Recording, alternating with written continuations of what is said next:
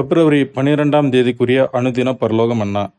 நீங்கள் ஒன்றிலும் குறைவுள்ளவர்களாயிராமல் பூரணராயும் நிறைவுள்ளவர்களாயும் இருக்கும்படி பொறுமையானது பூரண கிரியை செய்ய கடவது. யாக்கோபு 1ஆம் அதிகாரம் 4வது வசனம். வசனத்திற்குரிய விளக்கம்.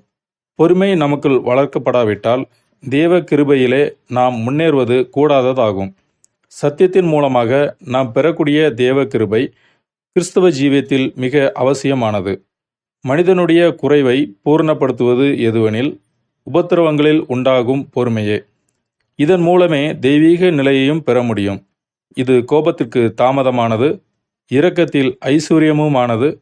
மேலும் இது சத்தியமும் நீதியுமான பாதையில் ஒருவரை நடக்கச் செய்து தன் பலவீனங்களை உணர்ந்து பிறனுடைய குறைவுகளில் அனுதாபம் காட்டச் செய்யும். சோதனைகள் நமக்கு விசுவாசத்தின் பரீட்சையானபடியால் இவைகளை பொறுமையுடன் சகிப்பது அவசியமானது. எனவே பொறுமையை வளர்க்க பரீட்சை நமக்கு தேவை. ஆமென்.